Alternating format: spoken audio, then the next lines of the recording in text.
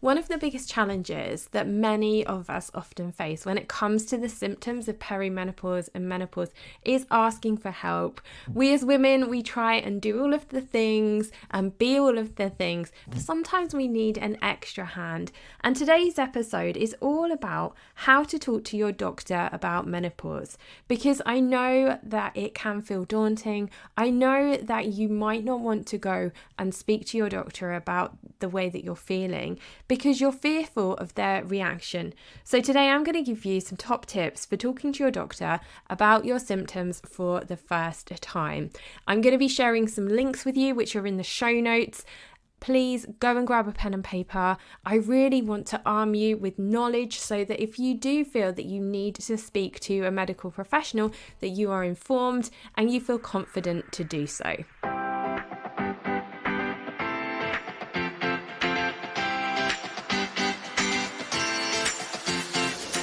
Hey friend, welcome to the Fit Productive Mum podcast. I'm your host SJ. I'm an outspoken women's health advocate, productivity guru, daughter of the king, and a 40-something mum to a sassy, independent daughter. If you feel stressed out, overwhelmed, and hate what you see in the mirror, then that stops right here.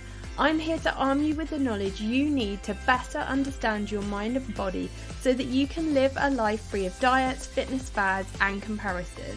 If you're ready to commit to making yourself a priority, to reconnect with your body and be a present, productive parent, then this is the podcast for you. Grab that superfood smoothie and let's dig in.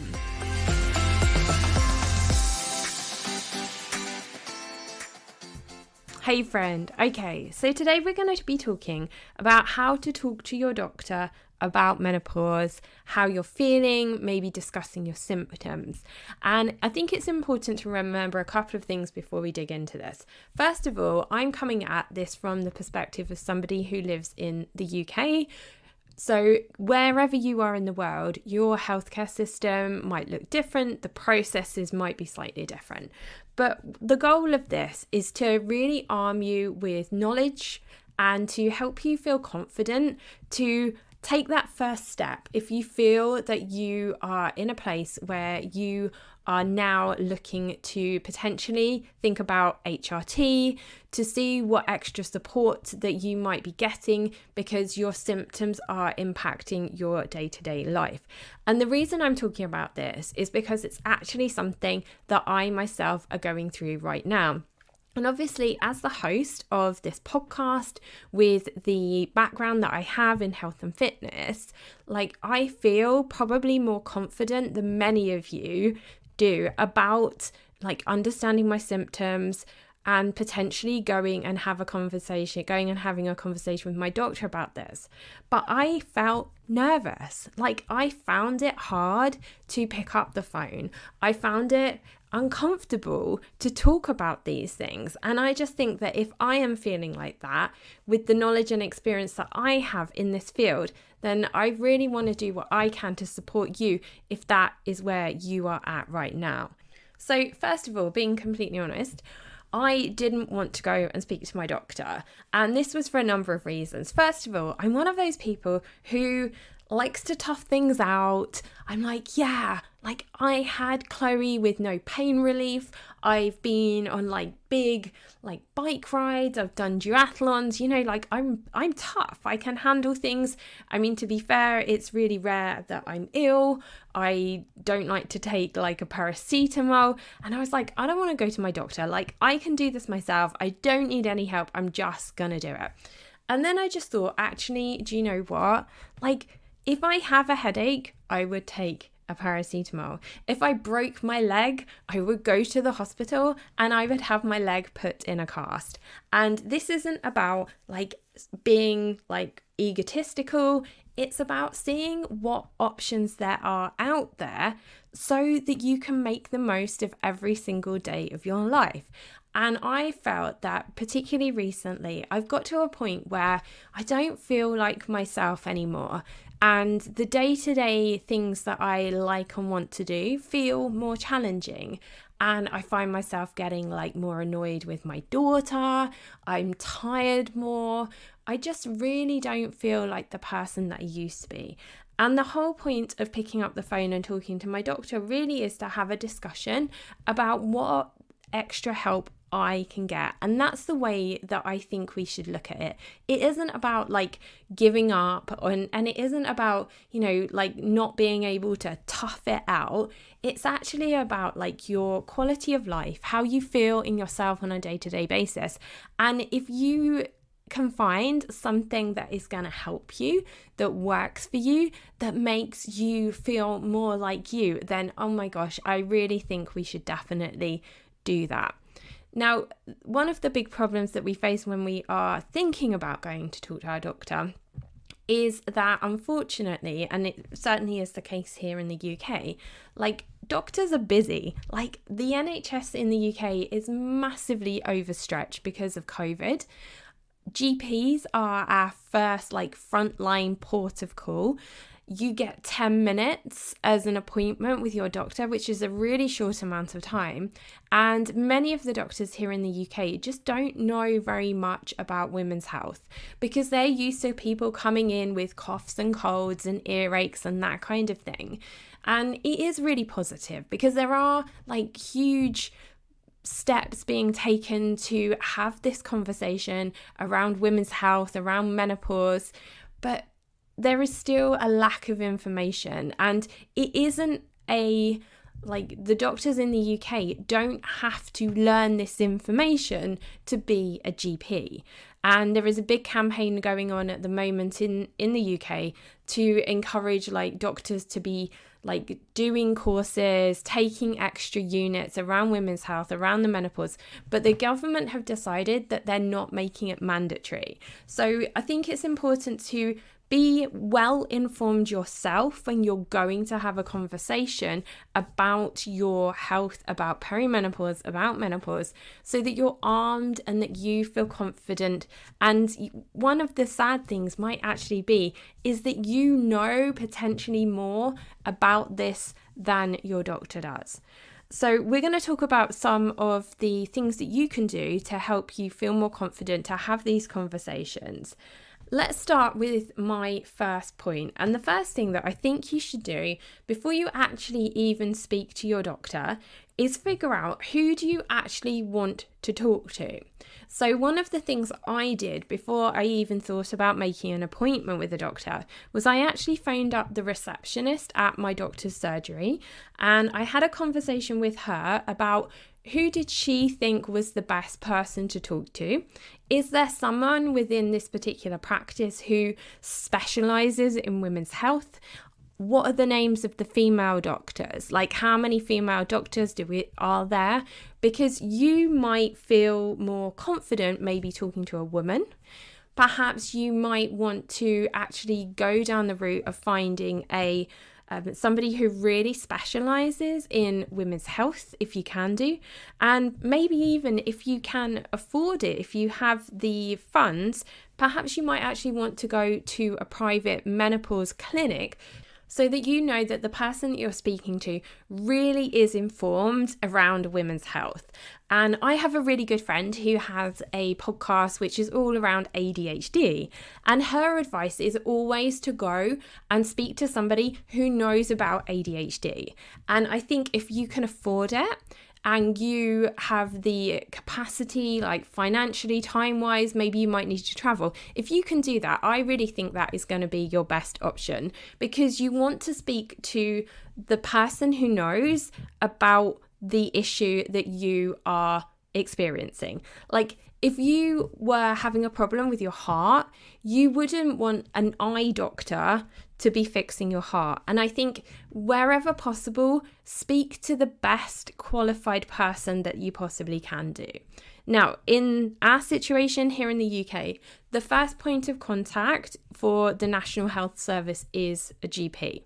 So you book an appointment with your local doctor and you go and see them, you have that conversation. And as I alluded to earlier, often these appointments are short and they are over the telephone. And you might find, like me, that there isn't anybody in your practice who actually specializes in women's health. And you also might find that it's very tricky to find an appointment with a female doctor, which is definitely something that I have experienced. And in the end, I ended up just pulling up my big girl pants and thinking, right, I'm gonna have to talk to a guy about this. I'm just gonna have to do this. But if you can find, and there is a way for you to speak to a female doctor, if that is really important to you, definitely do that. Push for it. You know, you do have the right to choose. But of course, like so much of that with so many things is actually about money. And if you have the funds to be able to make different choices around where your healthcare is coming from. So perhaps if you're in the US, maybe you have like a different type of insurance that will pay for you to go and do that sort of thing. It really is like a bit of a postcode lottery, and it's definitely a postcode lottery in the UK. So as I said, I didn't really have an option. I was really struggling to get an appointment with my doctor, let alone actually be particularly choosy about the doctor that I spoke to. Now, my second point, and I think this is a really, really key thing to do before you make that appointment, is get yourself like really prepped. And this is going to help you to feel confident when you have that appointment. Now, my appointment was like short, it's 10 minutes. I don't know how long your appointments are. So you want to be really, really clear on what it is that you want to say, what you want to talk about. You want to kind of like almost sort of feel like you're the one who is like leading the conversation. So my first piece of advice around this second point, is actually to print out a menopause symptoms checklist. And if you go to the show notes, there's an awesome charity in the UK called the Menopause Charity, and I have linked that in the show note. It's a PDF download, so you could print it out and like highlight the symptoms that you're experiencing. And it breaks up the symptoms into like your physical, your mental symptoms, and you can really kind of like talk through those with your doctor and, you know, say, look, I think I'm experiencing perimenopause symptoms. These are the things that I am experiencing at the moment, and this is how often. And just be really, really clear. And I know that that is going to help you to be more confident when you have that conversation. Now, as I said, the link to that is in the show notes. It's a really, really helpful resource. Download it, print it out, have it with you when you are talking to your doctor. Okay, number 3 is to be patient and to be prepared for this to be a bit of a process. Now, I'm going to talk from the UK perspective. Wherever you are in the world, it might vary and it might look very, very different. Now, in the UK, we have a set of guidelines called NICE guidelines. And again, I've put the link to that in the show notes. Now, the way that doctors in the UK will treat or sort of like explore whether or not you are going through perimenopause or menopause varies depending on your age. And it does really seem that there is a particular cutoff age, and that is 45. And the way that that can feel is that you are not allowed to be perimenopausal before the age of 45. And I'm going to come on to that in a minute when I talk a bit more about like my experience through this process so far. Now, when it comes to the NICE guidelines, if you are 45 and above and you are describing the symptoms that are on that checklist from the Menopause Charity, your doctor should be treating you potentially if it is a suitable option for you, and if it's something that you want to investigate and explore, because obviously it is about your choice, is HRT. And that should be like the first sort of port of call, if you like, for you to be then talking, if you are looking for treatment, medication, if you're looking to go down the HRT route, that should be the first thing that they do. Now, if you are under 45, like I am, I'm 42 and a half, I'm coming up for 43 in September. you will likely be treated slightly different, because what your doctor will want to do is to rule out any other things first. So they will likely to want to do like a blood test, and in that blood test they will be looking for FSH, which is your follicle stimulating hormone, and they will also be looking at your thyroid function and just looking like across the board in your blood test to see if there is anything that is like an underlying health condition that could be the answer of why you're experiencing the symptoms that you are. So what they're sort of doing here in the UK is saying that if you're below 45, then we're going to sort of explore other options and rule out other things first. Whereas if you're 45 and above, then we are going to potentially offer you HRT, because that is more likely to be perimenopause and menopause. Now, the problem is, of course, like in the same way as when you started your period, we all have our periods at different times. We get early periods, late periods. You know, some people don't start their periods until like they're 20. Some people don't. Some people start their periods when they're 9. So of course, for women, when it comes to menopause, like differences happen, and some people might go through menopause a lot later and some people go through menopause a lot earlier. So this is why, if you are in the same position as myself, and if you scroll down a few episodes where I had a conversation with my friend Lindsay and the challenges that she was facing because of her perimenopause symptoms, the reason that they did not start her initially with HRT, and why the doctors sort of went down the mental health, anxiety, depression medication, was because she was under 45. And the blood test that she had for FSH came back as not sort of like highlighting any issues. And that was why they initially treated her for anxiety and depression.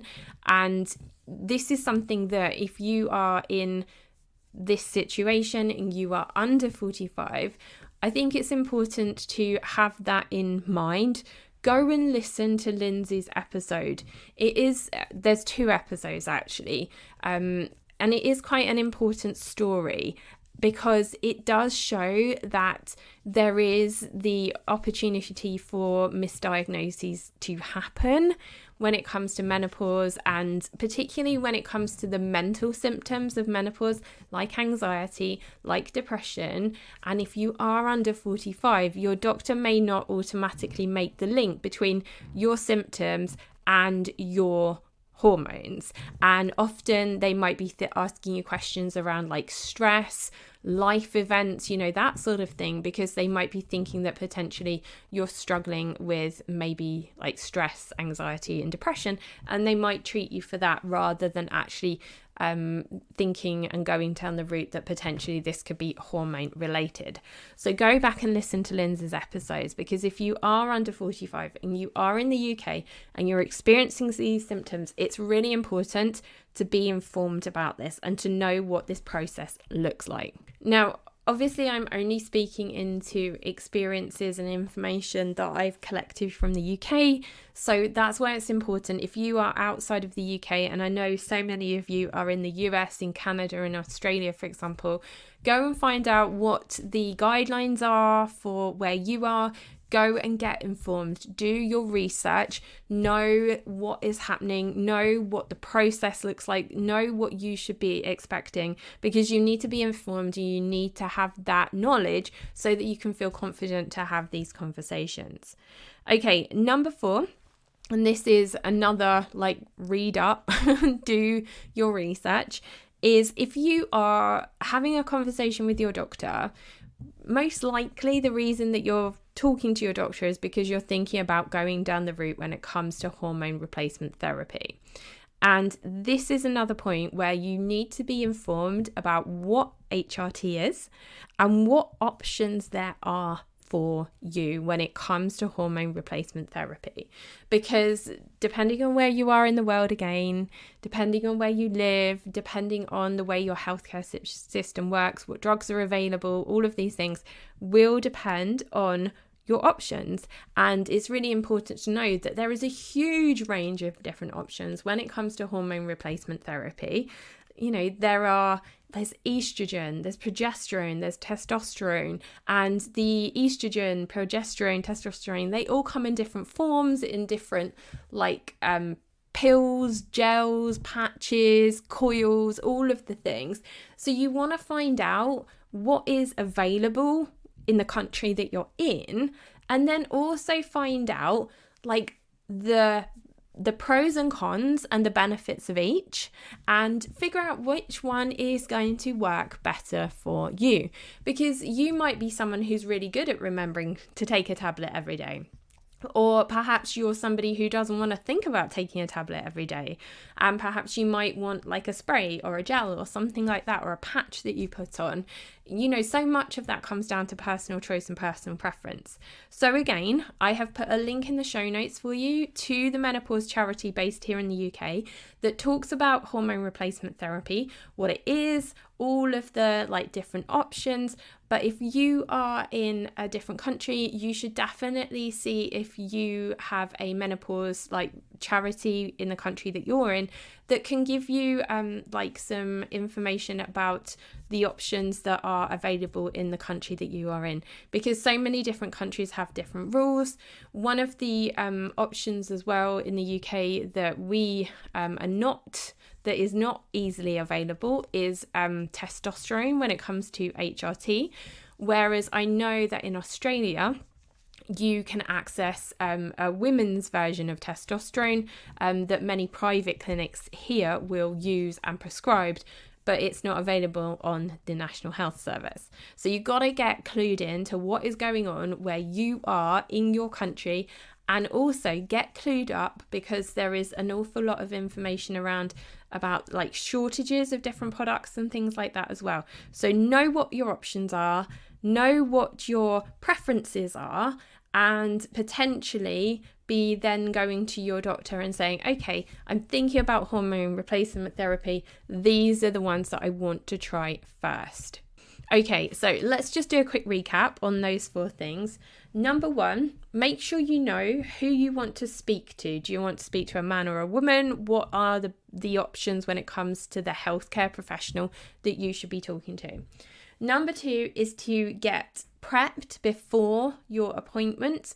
Know what your symptoms are. Be really clear in what you want to say to your doctor when you have that conversation. Number 3 is be patient and be prepared for a process. And this is why I don't think you should put it off.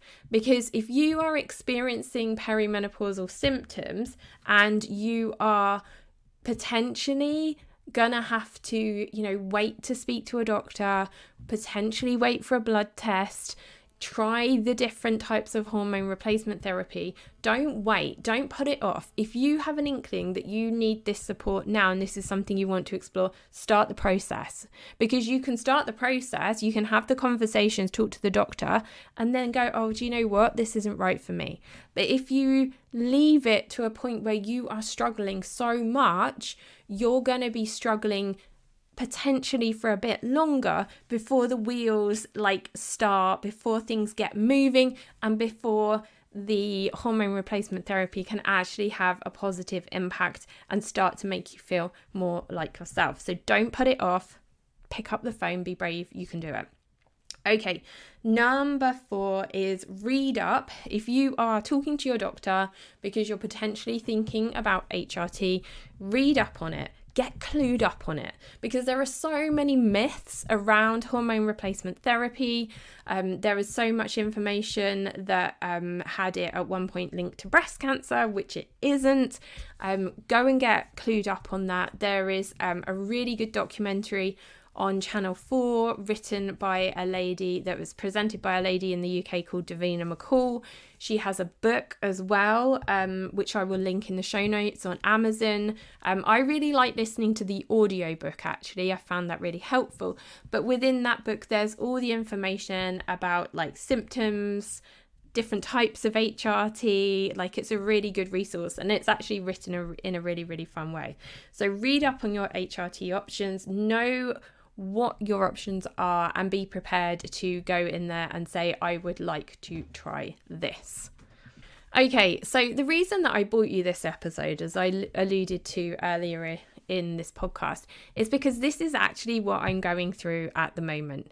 Now, I really am somebody who completely believes in the power of fitness, the power of nutrition, the power of resting when it comes to supporting your body and helping it to go through like changes and balancing your hormones. Like, that is what this podcast is all about. But there are times where we need a bit of extra help, where your body needs some extra help. And if you are doing all of these amazing things that we talk about on the podcast when it comes to fitness and nutrition, and also you are potentially thinking about having a conversation with your doctor like I did around hormone replacement therapy, then it's going to allow you to feel like the best that you possibly can. And that's what we want, isn't it? Is we want you to be feeling the best that you are, living your best life, showing up in the best version of you for yourself and for all of the people around you. And this was the point that I got to where I was thinking, right, I'm doing all of the things. Like, I've cleaned up my diet, I'm working out in the best way that I possibly can be. But you know what? I could still use a little bit of extra help. And that's why I picked up the phone and started this process and had a conversation with my doctor. Now, I'm 42 and a half, so I have just, as I'm recording this podcast for you, just had a blood test. I had a conversation with the doctor. I was very clear about my symptoms. I was very clear about what I wanted to talk about and investigate the possibility of hormone replacement therapy.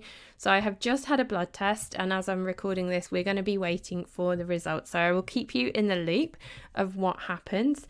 But one of the things that I found as I've been going through this process so far, which is exactly what happened to my friend Lindsay, and I mentioned the 2 episodes that I recorded with her around her experience of perimenopause and how it impacted her mental health.